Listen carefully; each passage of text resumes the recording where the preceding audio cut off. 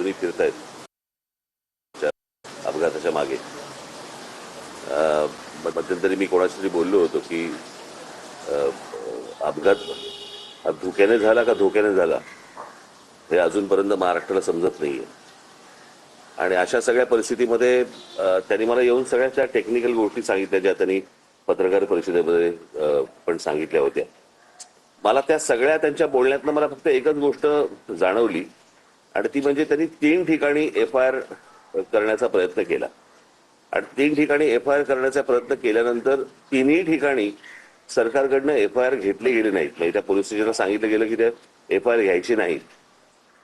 मला इथेच जास्ती मला संशयाची सुई ज्याला आपण म्हणतो की किंवा इथे सरकारला असं का वाटतंय किंवा पोलीस स्टेशनला का घेऊ देत नाहीत.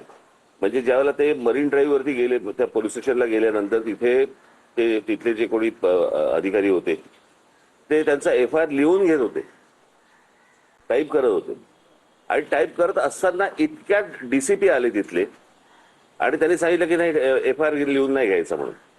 तर हे कशासाठी आहे मला असं वाटतं याची उत्तरं जर समजा काही नसेल त्या तो निव्वळ अपघात असेल, जर तो घातपात नसेल, पण जर समजा त्यांच्या घरच्यांनाच कोणाला तरी जर समजा त्याबद्दल जर समजा काही संशय असेल किंवा चौकशी नीट व्हावी यासाठीचा तो समजा FIR त्यांनी जर त्यांना करायचा असेल तर त्याला अडथळे सरकारकडनं का आणले जात आहेत. आज सुनेत्रा वैद्य तिकडे बसलेले आहेत, उपमुख्यमंत्री म्हणून बसलेले आहेत. मला असं वाटतं त्यांनी पण या गोष्टींचा विचार केला पाहिजे कारण त्यांचेच ते पती होते आणि त्यांच्याच पतीच्या अपघाताबद्दलचा हा FIR आहे आणि सरकारकडनं असा दबाव येतोय की तुम्ही FIR घेऊ नका. मला यातलं काही राजकारण मला काही माहिती नाही की नक्की काय चालू आहे ते, पण FIR करताना ज्या वेळेला अडथळे आणले जातात म्हणजे ज्या राज्यामध्ये सांगितलं गेलं की तुम्ही कोणीही FIR नोंदवू शकता आणि नोंदवू शकता म्हटल्यानंतर जर समजा FIR नोंदवायला गेलेल्या माणसाला जर तुम्ही अडथळे आणत असाल तर काही काळबेरं आहे का याच्या मागे असा संशय निर्माण होतोच ना. आणि मला असं वाटतं हे सरकारच संशय निर्माण करते. जर समजा त्यांना काही त्यांचं म्हणणं मांडायचं असेल, त्यांना जर FIR नोंदवायचं असेल आणि चौकशी त्या पद्धतीने व्हावी अशी जर त्यांची अपेक्षा असेल तर यात गैर काय आहे. आणि म्हणून मला असं वाटतं की ह्या गोष्टीकडे जास्ती गांभीर्याने पाहिलं पाहिजे आणि मला असं वाटतं सरकारने या गोष्टींची उत्तरं त्यांना दिली पाहिजे. सोबतच CBI आणि CID ची चौकशी तेही कुठपर्यंत आले अजून CBI चौकशी जी आहे मला असं वाटतं ब्लॅक बॉक्सचं पण अजूनपर्यंत काही कळलेलं नाहीये काय झालं आणि काय नाही ते. म्हणजे किती विमान कितीही डिस्ट्रॉय झालं तरी ब्लॅक बॉक्स हा कधी डिस्ट्रॉय होत नसतो. त्याचंही काय झालं अजूनपर्यंत समजत नाहीये आणि नक्की म्हणजे सरकार मला असं वाटतं की हे संशयाची भूतं नाचवते या सगळ्या गोष्टींच्या मागे.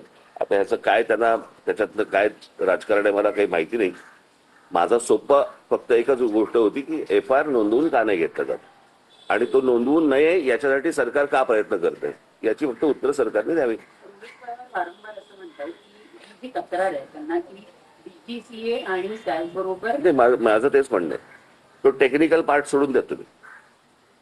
एकदा FIR नोंदवला गेल्यानंतर त्याच्यामध्ये ज्या प्रकारच्या गोष्टी ते सांगितल्या जातील त्याप्रमाणे चौकशी व्हावी. सोपं आहे. अहवाल सुद्धा प्रतीक्षेत आहे कारण 1 महिन्याच्या आत आम्ही अहवाल देऊ असं सांगितलं गेलं होतं अपघातामध्ये. त्या सगळ्या गोष्टी बाजूला सोडा सरकारने. FIR नोंदवून का नाही घेतला जात आहे एवढ्या गोष्टींचं फक्त उत्तर सरकारने द्यावं. 3 ठिकाणी प्रयत्न करून पण जर समजा नोंदवून घेतले जात नसतील आणि पोलीस स्टेशनवरती जर समजा तुम्ही दबाव टाकत असाल की नोंदवून घ्यायचा नाही म्हणून तर हे कशासाठी आहे हे कळलं पाहिजे. मला असं वाटतं महाराष्ट्राला कळलं पाहिजे.